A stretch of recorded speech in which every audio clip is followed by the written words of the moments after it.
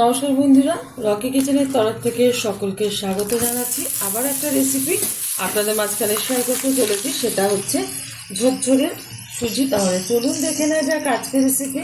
ওভেনে একটা কড়াই বসিয়ে তাতে দিয়ে দিয়েছি বেশ কিছুটা পরিমাণে বাটার। আপনারা বাটারের বদলে সাদা তেল বা ঘি ব্যবহার করতে পারেন। আমি আজকে একটু বাটার দিয়ে করে নিচ্ছি। বাটারে বেশি স্বাদ মনে হয় আমাদের পরিবারে, সেই কারণে বাটারটা ব্যবহার করছি। আর বাটারটা কিন্তু অনেকটা পরিমাণে দিয়েছি যাতে ঝুরঝুরে হয় সুজিটা। এখন এর মধ্যে দিয়ে দেব দুটো তেজপাতা মাঝখান থেকে ছিঁড়ে, দুটো এলাচ মাঝখান থেকে একটু ছিঁড়ে নিয়েছি। এবার ভালোভাবে আমি বাটারের সাথে এটা ভেজে নেব ভালো ফ্লেভার আসার জন্য।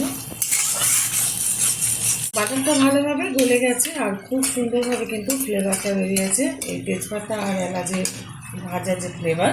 এখন দিয়ে দিচ্ছি কিছুটা চিনে বাদাম। আমি হালকা শিলনোড়ায় গুঁড়ো করে নিয়েছি। আপনারা যে কোনো বাদামই এখানে ব্যবহার করতে পারেন, বাদাম বা কিশমিশ। আমি কিশমিশটা ব্যবহার করলাম না।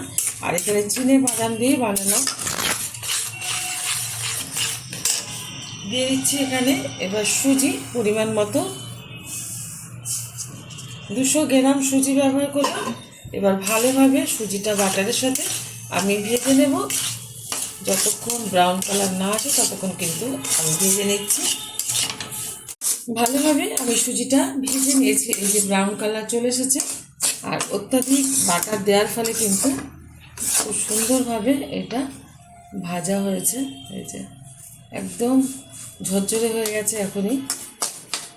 এখন দিয়ে দেবো একটু পরিমাণ মতো লবণ।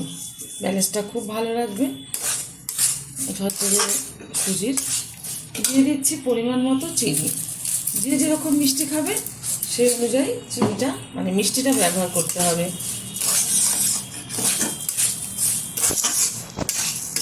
এখন দিয়ে দেবো এর মধ্যে 500 গ্রাম লিকুইড দুধ আমি গরম করে নিয়েছি। গরম করার পরে এটা ঢেলে দিচ্ছি। আপনারা দুধের বদলে জলও ব্যবহার করতে পারেন বা দুধ জল সমানে সমানে ব্যবহার করতে পারেন। আমার এই রেসিপি যদি আপনাদের ভালো লেগে থাকে আপনারা অবশ্যই আমার চ্যানেলটিকে সাবস্ক্রাইব করবেন, লাইক করবেন, শেয়ার করবেন। আর এরকমভাবে একবার ঝরঝরে সুজি বানিয়ে খেয়ে দেখবেন, আশা করি ভীষণ ভালো লাগবে। সামনেই কিন্তু রমজান মাস, আর প্রত্যেকের ঘরেই কিন্তু কম বেশি হয়ে থাকে ভালো মন্দ প্রত্যেক দিনই, যেহেতু তারা ইফতার করে থাকে।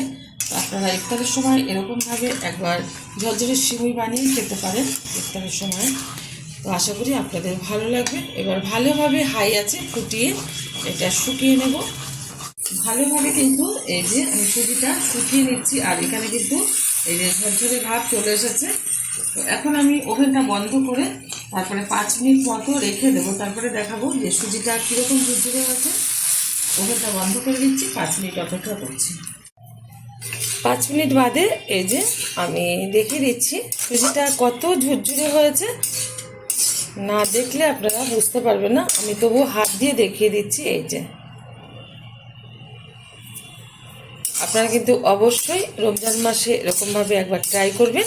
যেহেতু হয়ে গেছে নামিয়ে নিচ্ছি একটা পাত্রে। দেখা হবে পরের ভিডিওতে নতুন কোনো রেসিপি নিয়ে। ধন্যবাদ।